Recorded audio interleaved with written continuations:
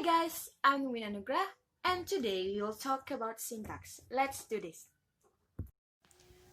Okay, now we will talk about syntax. The first of all, I want to tell you about the meaning of syntax. Syntax is the study of how words combine to form sentences and the rules which govern the formation of sentences. Syntax may be roughly defined as the principles of arrangement of the construction formed by the process of derivation and inflection by words into larger construction of various kinds. Now we will talk about immediate constituent analysis. Immediate constituent analysis is one of the established methods of analyzing sentence. It highlights the fact that sense is conveyed not only by the dictionary meanings of words but also by their arrangement in patterns. In IC analysis, sentences are broken down into successive components. Each component has some grammatical. The weakness of the IC analysis is an immediate constituent is one of the two or a few constituents of which any given construction is directly from. The process of analyzing syntax is largely of finding successive layers of ICs and of immediate constructions, the description of the relationship which exists between ICs, and description of those relationships which are not efficiently described in terms of ICs. Next, pair structure. Pair structure grammar has an aim to identify these elements for their functions and class them appropriately. This is therefore better viewed as an alternative system to the ICS analysis. The PCS grammar consists of pair structure rules as shown below. You can see here. The weakness of the PSG is there are many complex areas that are governed by optional selection of items and needs to be indicated. The main verbs are often preceded by the auxiliary verbs. Pre-structure rules are mostly context-free.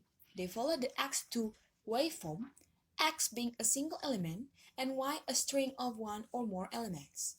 If the same rule is further elaborated as X to Y or W to V, we make explicit that X occurs in the context W and it is to be written as U in the context of V. The transformational generative grammar. The shortcomings of the PSG were sought to be removed by TG Grammar. He did not reject the whole notion of using immediate constituents.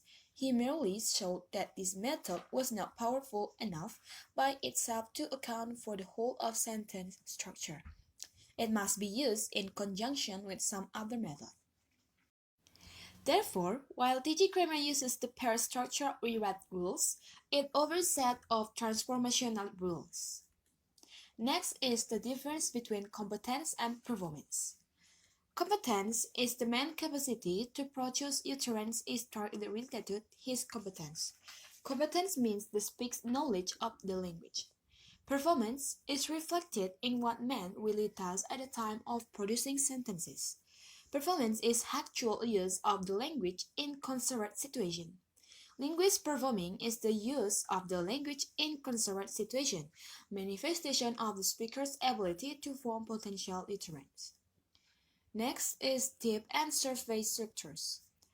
Deep structure is an abstraction, a complex of meanings which is unpronounceable unless it is rendered as a surface structure.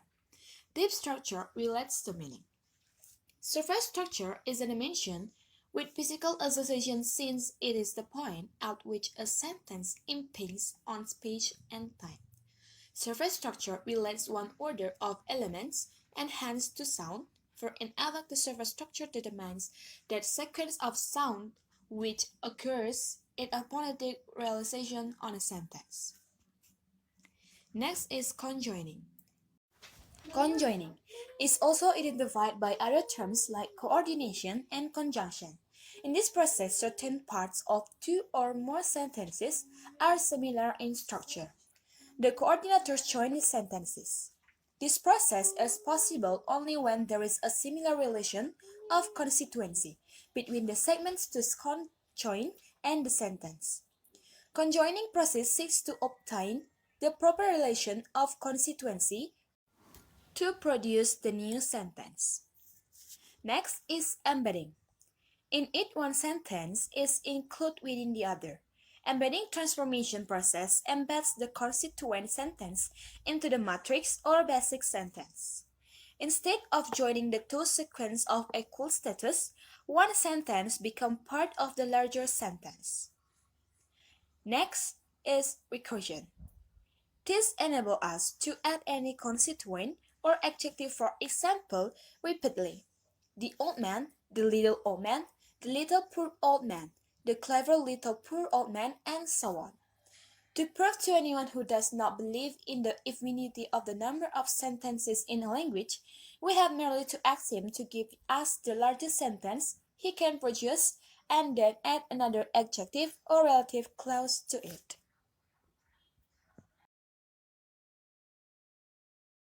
Okay guys, that's all about syntax. For your attention, I say thanks.